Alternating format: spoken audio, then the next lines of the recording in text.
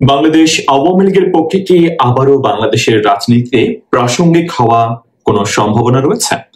ঠিক এমন একটি প্রশ্ন বিগত 1 বছর জুড়ে বাংলাদেশের রাজনৈতিক অঙ্গনে ঘুরপাক খাচ্ছে। এখানে দেখেন অনেকগুলো পয়েন্ট রয়েছে।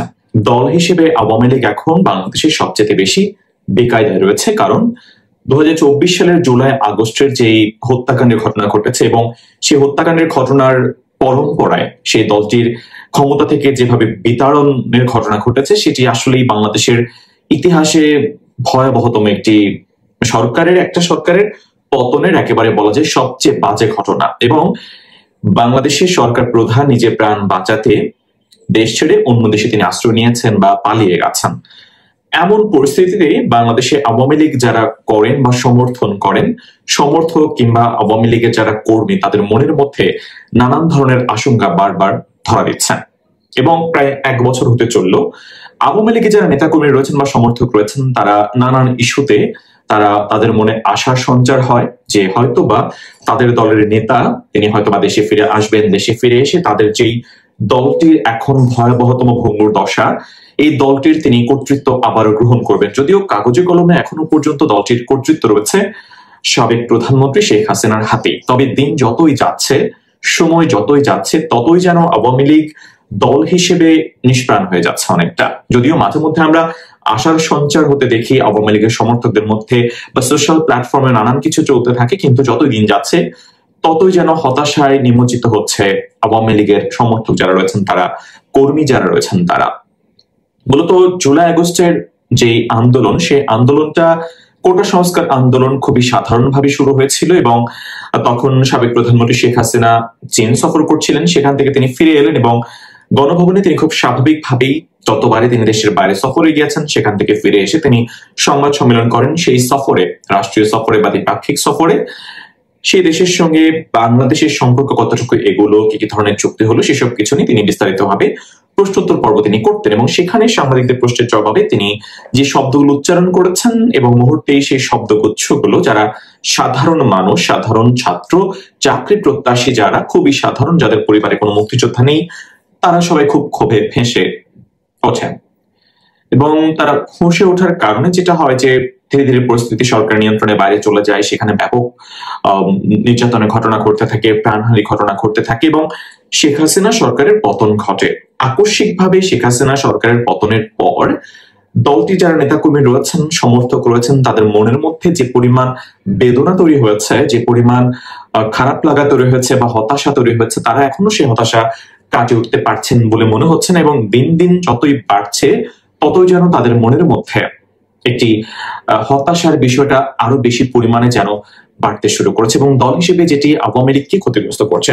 অনেক বিশ্লেষকরা বলছেন যে 75-এর 15 আগস্ট আওয়ামী লীগের যে ক্ষতি হয়নি, বরং 24 সালের 5ই আগস্ট আওয়ামী লীগ তার চাইতে বেশি ক্ষতিগ্রস্ত হয়েছে। শেখ হাসিনা সরকারের পতনের পরে অনেক বিশ্লেষক এমনটাও বলেছেন যে শেখ হাসিনা তার পতনে শুধুমাত্র নিজেই পতিত হননি, নিজেই শুধু তার পতনে নিমজ্জিত হননি অন্ধকার অতল গহ্বরে, বরং তিনি একই সাথে তার দলকেও তিনি অন্ধকারে নিমজ্জিত করে ফেলেছেন এবং একই সাথে শেখ মুজিবুর রহমানের পরিবার, বঙ্গবন্ধুর পরিবারের যে পরবর্তী প্রজন্ম, তাদের জন্য রাজনীতি করা বাংলাদেশে সেটি তিনি কঠিন করে তুলেছেন, সেটি তিনি কঠিন করে দিয়েছেন, এমনটা অনেক বিশ্লেষক মনে করেন। এবং আজকে সবশেষ যেটি পুরো দিন জুড়ে আলোচনা দেখছি সোশ্যাল প্ল্যাটফর্ম গুলোতে, বিবিসি একটি ইন্টারন্যাশনাল ভাবেও, তারা শুধু বিবিসি বাংলা নয়, তারা একটি ডকুমেন্টারি প্রকাশ করেছে প্রায় 35 মিনিটে। সেই ডকুমেন্টারিতে আসলে উঠে এসেছে কি করে সেই ভয়াবহতম হত্যাকাণ্ডের ঘটনাগুলো ঘটেছে, বিশেষ করে যাত্রাবাড়ি থানার ওই এলাকায়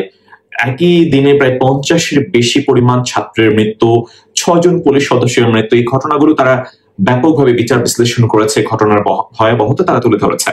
এবং যেহেতু এই কাজগুলো বিবিসি করেছে এবং ইংলিশেও করেছে, একই রকম ভাবে বাংলা ভাষাভাষীদের জন্য বিবিসি বাংলাও সেটি প্রকাশ করেছে এবং এটি ইন্টারন্যাশনালি অনেক বেশি পরিমাণে এটি এখন গৃহীত হবে। এবং সেখানে তারা একটি বিষয় খুব বেশি গুরুত্বপূর্ণভাবে তারা তুলে ধরলেন যে সাবেক প্রধানমন্ত্রী শেখ হাসিনা নিজে লিথাল ওয়েপন ব্যবহার করার জন্য বা প্রাণঘাতী অস্ত্র ব্যবহার করার জন্য তিনি সেখানে নির্দেশ দিয়েছেন এবং সেটি বিবিসি বলছে এটি সাবেক প্রধানমন্ত্রী শেখ হাসিনারই ভয়েস এবং এখানে কোনো ধরনের আর্টিফিশিয়াল ইন্টেলিজেন্স বা কোনো ধরনের কারসাজির কোনো ঘটনা ঘটেনি। এবং সরকারি প্রেস সচিব শফিকুল আলম সাহেব তিনি বলেছেন যে শেখ হাসিনার তার আসলে অপরাধ প্রমাণের জন্য আর নতুন করে কোনো কিছু প্রয়োজন নেই, এরকম কিছু একটা তিনি বলেছেন। এবং অনেকেই মনে করেন যে শেখ হাসিনার পতনের কফিনে শেষ পেরেক মূলত ঠুকে দিয়েছে ইন্টারন্যাশনাল যে মিডিয়া বিবিসি।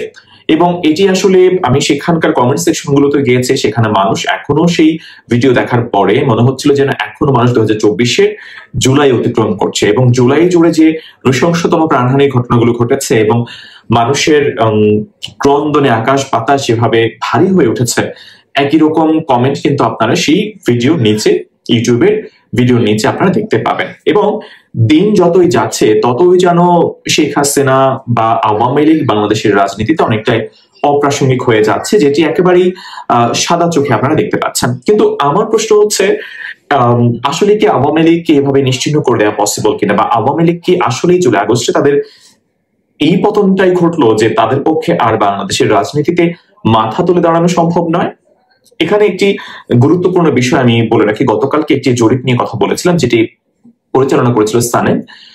দেশের প্রায় 2000 বিভিন্ন শ্রেণী পেশার বয়সের মানুষের কাছে প্রশ্ন ছিল আগামী জাতীয় সংসদ নির্বাচনে কোন দলকে তারা ভোট দেবেন, কেন ভোট দেবেন, এমন প্রশ্ন।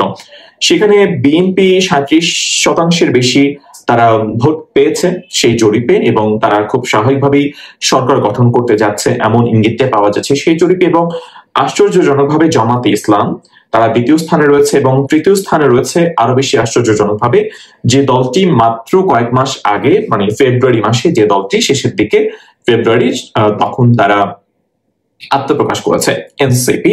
মূলত বৈষম্য বিরোধী ছাত্র আন্দোলন যাদের নেতৃত্বে শেখ হাসিনার পতনের আন্দোলন শুরু হয়েছিল, তাদের নেতৃত্বে গঠিত এনসিপি তারা থার্ড অবস্থানে রয়েছে। এবং আওয়ামী লীগ যদি নির্বাচনে অংশগ্রহণের সুযোগ পায়, সেক্ষেত্রে আওয়ামী লীগের প্রতি সমর্থনও কিন্তু 15% দেখা দিয়েছে সেই জরিপে মানুষ বলছেন। এখন বাংলাদেশের যে ভিত্তিক ভোটগুলো রয়েছে, আওয়ামী লীগের 30%, বিএনপির 30%, এমনটা করে বলা হচ্ছে, বা কোথাও কোথাও বলা হচ্ছে 33 বা 35% করে, সেখান থেকে দেখা যাচ্ছে যে আওয়ামী লীগের প্রতি মানুষের যেই ভোট বা মানুষের যে সমর্থন সেটি 15% নেমেছে। তো এখন যদি সেটি 15% নামে এক বছরের মাথায়, বরং এটা বলা যায় যে আওয়ামী লীগের প্রতি মানুষের সমর্থন বাড়ছে। কারণ আমরা যদি এই ধরনের জরিপ বিগত বছরের আগস্ট, সেপ্টেম্বর, অক্টোবরের দিকে আমরা করতাম বা দেখতাম, তখন হয়তো আওয়ামী লীগের প্রতি মানুষের সমর্থন আরো তলানিতে থাকতো। তো যদিও এই জরিপে আওয়ামী লীগের অবস্থান মনে হয় 4র্থ নম্বরে, কিন্তু এটি বলা যায় যে আওয়ামী লীগের প্রতি সমর্থন মানুষের কোনো না কোনো ভাবে পজিটিভ হচ্ছে। সেটা হতে পারে যে বর্তমান অন্তর্বর্তীকালীন সরকার নানান ক্ষেত্রে তাদের নানান ধরনের ব্যর্থতা পরিচয় দিচ্ছে, সেটা মব ভায়োলেন্স হোক, সারা দেশ জুড়ে রেপ হোক, দুর্নীতি বন্ধ হচ্ছে না, বা সাধারণ মানুষ যারা আসলে ন্যায় বিচার প্রত্যাশা করেন সেগুলো তার দেখতে পাচ্ছেন না। তো এই যে আওয়ামী লীগের প্রতি মানুষের যদি এখনো 15% সমর্থন থাকে, 18 কোটি মানুষের দেশে 15% মানুষের সমর্থন কি কোনোভাবেই কম বলে মনে হয়? এই সমর্থন যদি দিনে দিনে বাড়তে থাকে, তাহলে কি আওয়ামী লীগকে বাংলাদেশের রাজনীতিতে অপ্রাসঙ্গিক বলা কোনোভাবেই সমীচীন হবে? 15% মানুষ যদি আওয়ামী লীগকে চান, এবং বর্তমানে যে সংস্কার কমিটিগুলো নানান প্রস্তাবনা দিচ্ছে, সেখানে যেরকম ভোটের হারের ভিত্তিতে আসন বন্টনের ব্যাপারটা নিয়ে খুব বেশি পরিমাণে আলোচনা হচ্ছে, আওয়ামী লীগ যদি কোনোভাবে নির্বাচনে অংশগ্রহণের সুযোগ পায়, এই 15% মানুষ যদি আওয়ামী লীগকে ভোট দেন, এই তাহলে 300 আসনের মধ্যে 15% আসন তো আওয়ামী লীগের পক্ষেই যাবে। তাই আওয়ামী লীগ যে একেবারেই চরম দুঃসময়েও যদি তাদের প্রতি আস্থা বা সমর্থন এই পর্যায়ে থাকে, অদূর ভবিষ্যতে সে আস্থা বা সমর্থন যে বাড়বে না, সে ব্যাপারে নিশ্চয়ই কোনো ধরনের কোনো নিশ্চয়তা থাকবে না। আপনাদের কি মনে হয় জানাবেন কমেন্টস বক্সে, কোথা থেকে দেখলেন সেটি জানতে ভুলবেন না। অনেক ধন্যবাদ দেখার জন্য।